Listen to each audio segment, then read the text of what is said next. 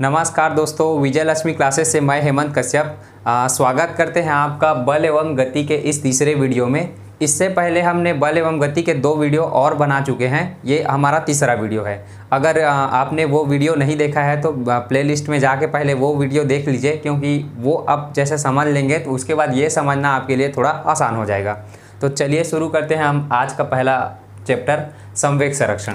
संवेग संरक्षण क्या है? संवेग संरक्षण समझने से पहले हमें संवेग के बारे में समझना चाहिए। संवेग क्या होता है पहले ही हम बता चुके हैं कि मान लो आप जैसे रोड पे देखते हैं ना कि क्या है, ये एक ट्रक है। समझ में आ गया? रोड में देखते हैं क्या है, ये एक ट्रक है। ट्रक क्या है? इसमें खुद का वजन मतलब द्रव्यमान होता है।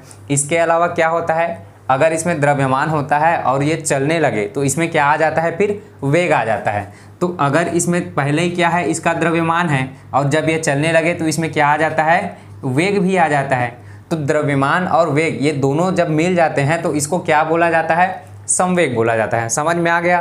तो इसी संवेग का जो अगला नियम है वो क्या है, संवेग संरक्षण का नियम है। हम आपको सीधा सीधा उदाहरण द्वारा ही समझाते हैं। मान लो कि क्या है, एक कंडीशन ऐसी है कि ये क्या है, एक बॉल है और सेकंड ये भी बॉल है। मान लो कि एक ही दिशा में वो क्या है, लुढ़कती हुई आगे बढ़ रही है। उसके बाद क्या होता है कि एक स्थिति ऐसी आएगी कि अगर मान लो इसका वेग ज़्यादा हुआ, इसका वेग कम हुआ, तो क्या है, आगे बढ़ते बढ़ते किसी न किसी पॉइंट पे क्या हो गई, ये जो पीछे वाली बॉल है वो अगले वाले बॉल से टकरा जाएगी।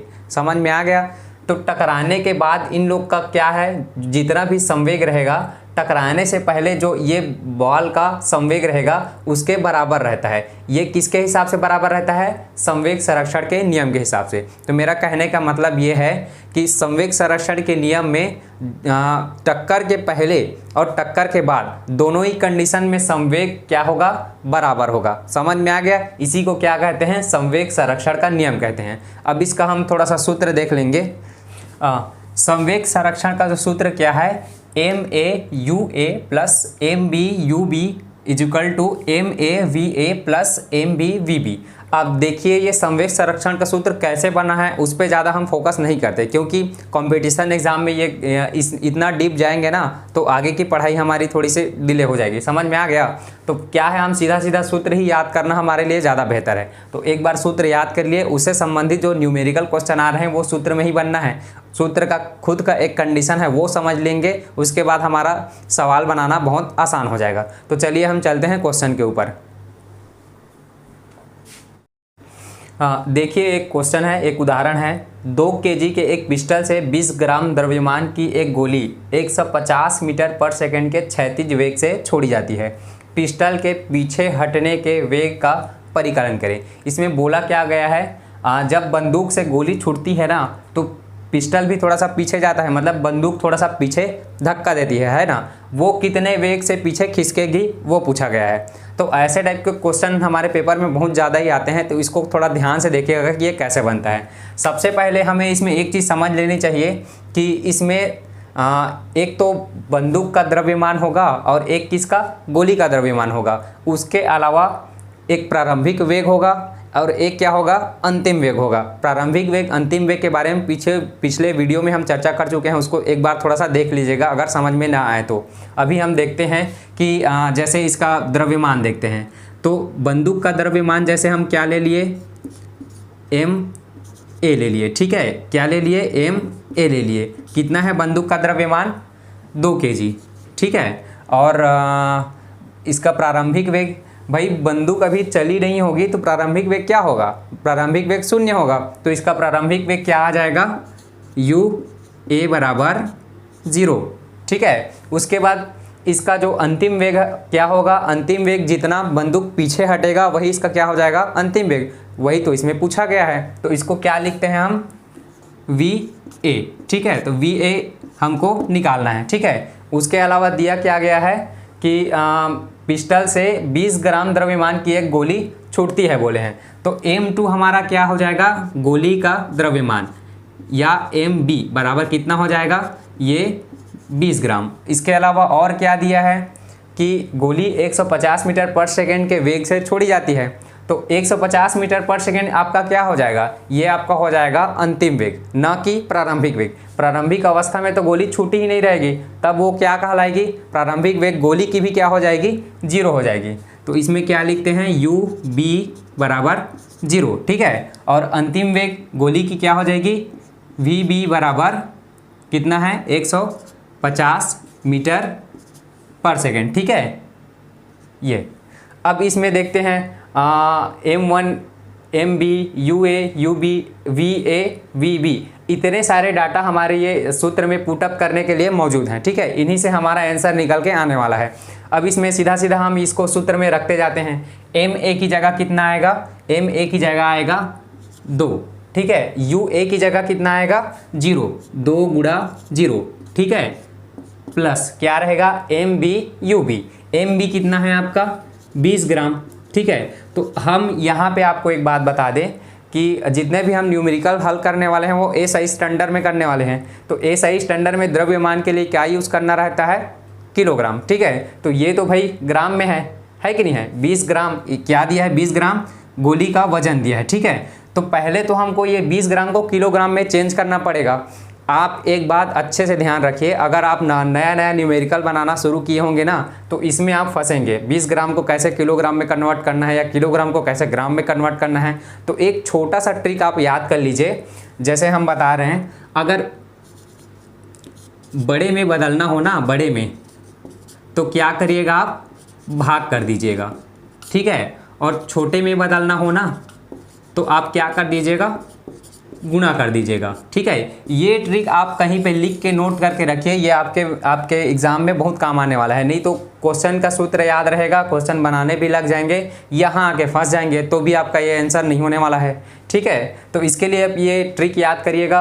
अब इसमें आप जनरली जानते ही होंगे कि 1 मीटर जैसे बोल दिए तो कितने मीटर में 1 किलोमीटर होता है, समझ में आ गया ना। तो 1000 मीटर में 1 किलोमीटर होता है। जैसे मान लो कि क्या होता है 1 मीटर, ठीक है, 1 मीटर में कितना सेंटीमीटर होता है, 100 सेंटीमीटर, ठीक है। तो जैसे मीटर से सेंटीमीटर में जाएंगे या फिर सेंटीमीटर से मीटर में जाएंगे, तो यही संबंध इसमें भी है। इसको हम डायरेक्ट इसी को समझा देते हैं। मान लो यहाँ पे क्या है, 20 ग्राम है, ठीक है। अब 20 ग्राम को हमको क्या बनाना है, किलोग्राम बनाना है। तो किलोग्राम बनाने के लिए बड़े में जब चेंज करना है तो हम भाग लगाएंगे। तो भाग किसका लगाएंगे, 1000 का।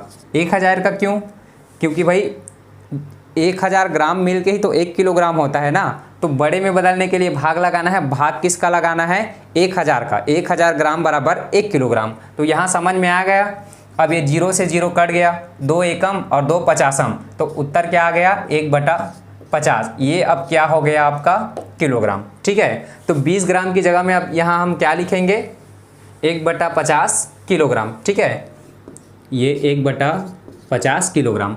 अब इसमें गुणा किसका होगा, ये MB हो गया। अब यहाँ पे UB होगा। UB कितना है, 0।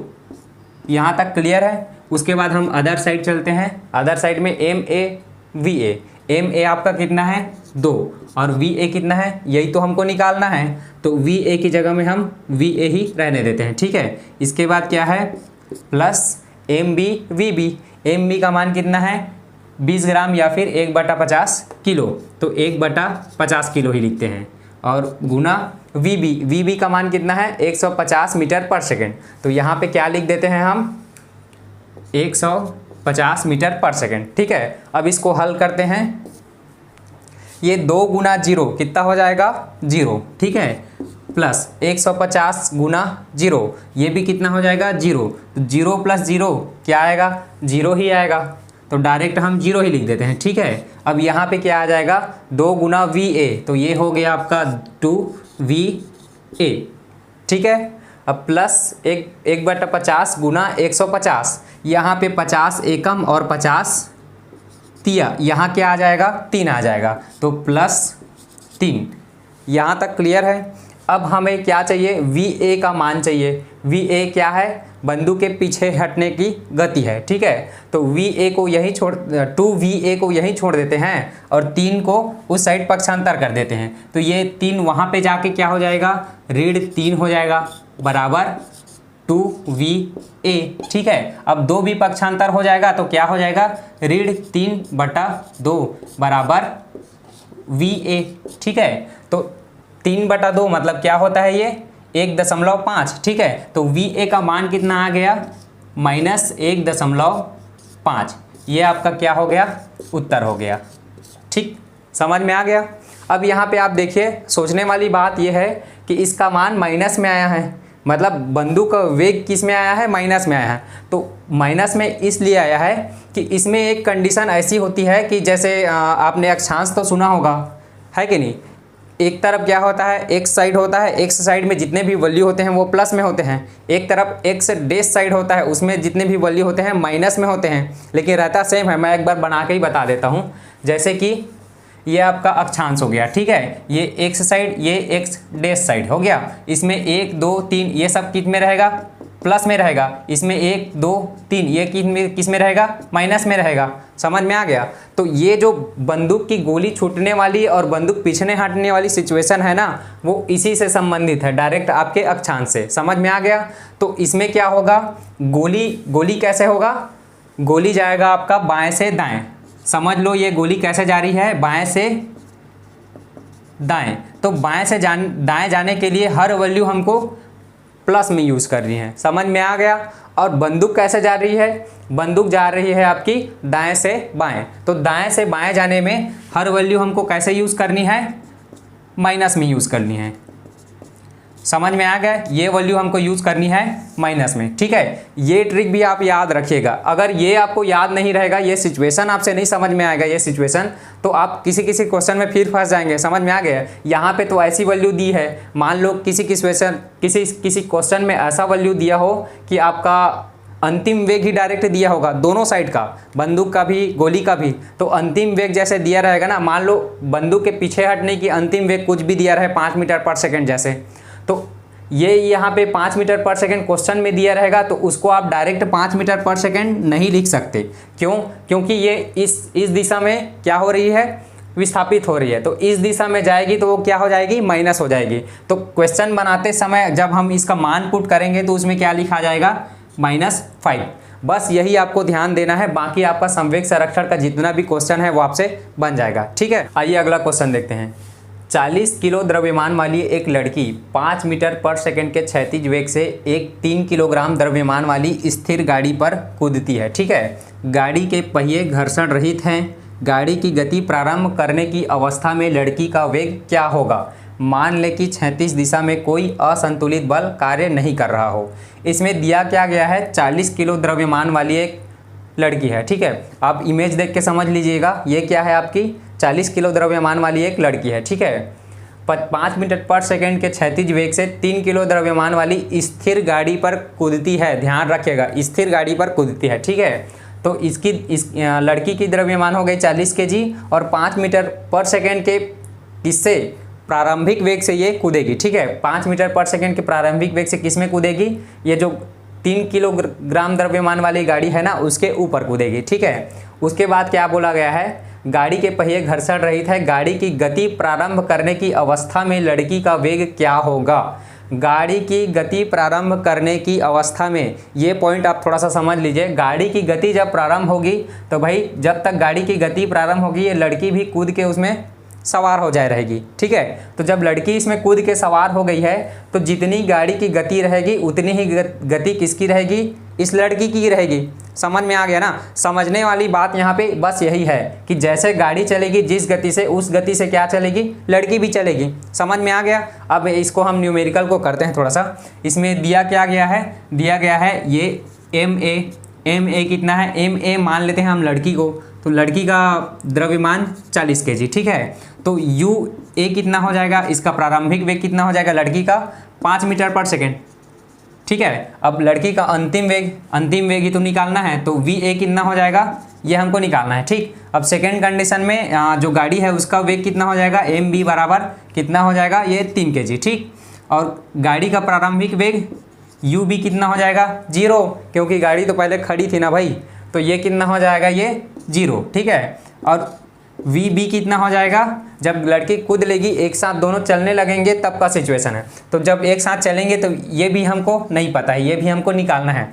अब आप एक बार ध्यान दीजिए, दोनों जब एक साथ चल रहे हैं तो दोनों का अंतिम वेग तो एक ही होगा ना भाई, एक ही होगा कि नहीं होगा? दोनों का वेग तो अंतिम वेग एक ही होगा। तो VA और VB दोनों तो एक ही हैं, तो A और B का तो कोई सवाल ही नहीं रहा ना। तो V जितना आएगा उतना भी ये भी आएगा। तो दोनों को हम क्या मान लेते हैं? डायरेक्ट V ही मान लेते हैं। अब इसमें ये मान हम सूत्र में पुट करते हैं।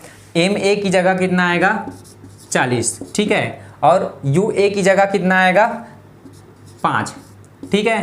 प्लस MB UB, MB कितना आएगा अपना? MB आएगा 3, ठीक है। और UB कितना आएगा? 0 बराबर इस साइड क्या आएगा? MA VA, MA कितना है? 40 और VA कितना है? VA यही तो निकालना है, और VA को हम क्या मानेंगे? V मानेंगे, ठीक है, क्योंकि दोनों वेग समान है। प्लस इसमें ये MB VB कितना आएगा? MB आएगा 3 और VB V ही आएगा। समझ में आ गया?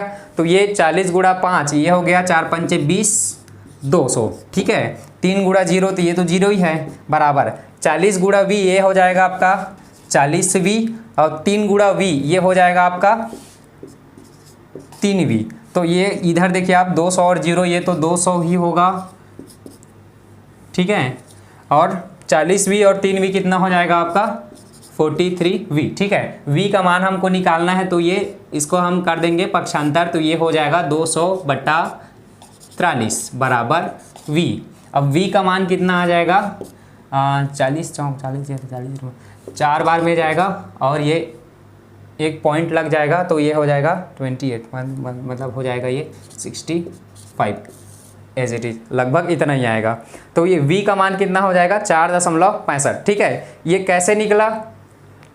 जब हमने ना दोनों वेग, जो किसका? गाड़ी का और लड़की का, ये दोनों वेग जब बराबर मान लिए ना, तब ये वेग निकल के आया। तो ये जो वेग निकला है इसको हम क्या मान सकते हैं? इसको हम या तो ये मान सकते हैं कि ये लड़की का वेग है, या क्या मान सकते हैं? ये गाड़ी का वेग है। हम दोनों ही वेग में एक ही कंडीशन यूज़ किए हैं, क्योंकि दोनों एक दूसरे के ऊपर एक दूसरे के साथ ही चल रहे हैं। समझ में आ गया? तो ये लड़की का वेग कहो या गाड़ी का वेग कहो, ये दोनों क्या आएगा? 4.65 के समथिंग कुछ आएगा। समझ में आ गया? आज यहाँ पे हमारा ये बल एवं गति का तीसरा पार्ट भी समाप्त हो गया। इससे हम इससे पहले और दो वीडियो हैं, उसका लिंक हम आपको डिस्क्रिप्शन बॉक्स में दे देंगे। इसके अलावा एक और चैप्टर हुई थी गति वाली, उसका भी वीडियो आप प्लेलिस्ट में जाके देख सकते हैं। आगे और जो जितने भी सब्जेक्ट हैं उसके रिलेटेड हम वीडियो बनाते रहेंगे। बने रहिएगा हमारे साथ, क्योंकि आपके ग्रुप डी में जितने भी क्वेश्चन साइंस सब्जेक्ट से आने वाले हैं ना, वो हम लास्ट तक सभी के सभी कवर करा देंगे। तो इसी तरह के और वीडियोस पाने के लिए बने रहिएगा हमारे साथ। हम ग्रुप डी के आते आते और बहुत सारे वीडियोस बना देंगे, जिससे आपको बहुत हेल्प होने वाली है एग्ज़ाम में।